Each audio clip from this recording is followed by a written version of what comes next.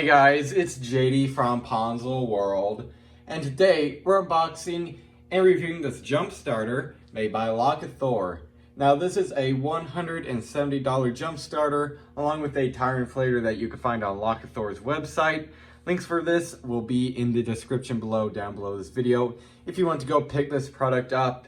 And like I said, it's a jump starter and it also has a tire inflator built in, which is really handy. Let's say you get a pop tire and maybe your spare tire is deflated. I've seen that a couple times where someone would get out their spare tire and it would just have no air in it. So then the spare tire would do absolutely no good. Or maybe even if you don't have a spare tire and you get a flat tire, this thing would definitely help fill up the tire to hopefully get you to a gas station or somewhere that you could change out a tire or just get a new tire altogether. But anyways, let's go ahead and open it up here. So there's not a box currently, and that is because this is actually a pre-production model. I have early access to this product, so there is currently not a box. But believe me, whenever you buy this thing, when it's actually in production for the public, it will very likely have a box. So let's go ahead and open this up here. Just unzip it. And this is the actual jump starter tire.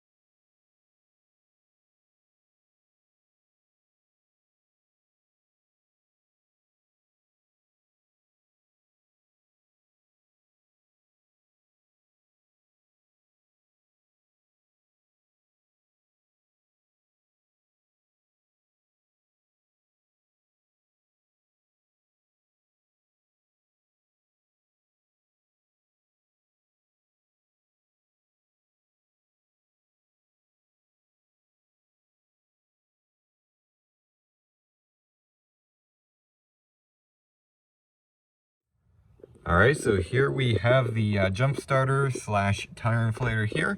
We also have my Jeep tire here, Toyo tires here in case you're wondering for whatever reason. And we have about 10 PSI in this tire right now. According to this tire gauge, this thing is pretty old, and but it seems to be pretty accurate. This thing here is saying 9, so it's within a couple of PSI, probably 1 or 2 PSI of what it actually is. Either of these could be wrong. Anyways, here we have it plugged up here to the tire. I already have the goal set, which is 35 PSI. That's what I wanted at. It's going to start pumping.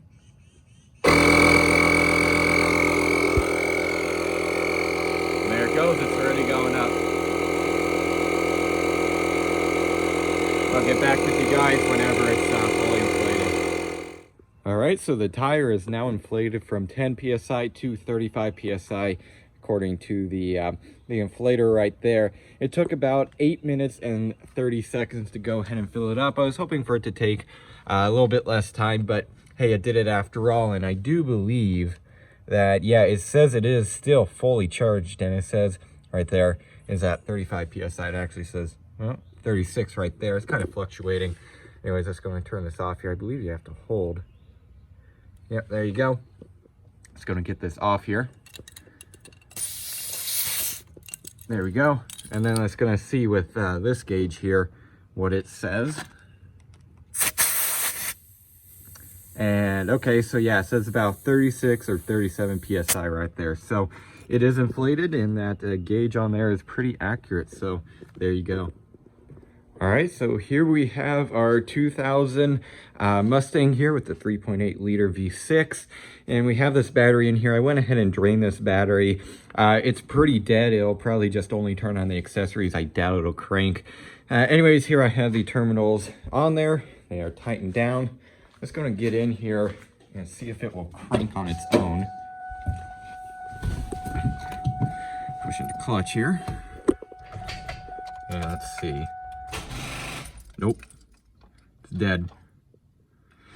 So what we'll do now is we will go ahead and hook on the jump starter and go in and see if it'll crank. Also, in case you're wondering, the current voltage of this battery is about 11.8 to 11.9 right there. I was actually expecting that to be a lot lower, but it seems like it's just not enough to start the car. It is enough to turn on the accessories, but not enough to turn the motor. All right, so we now have the jump starter on.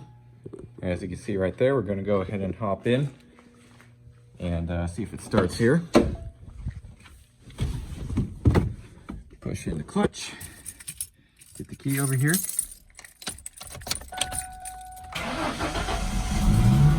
And yep, there you go.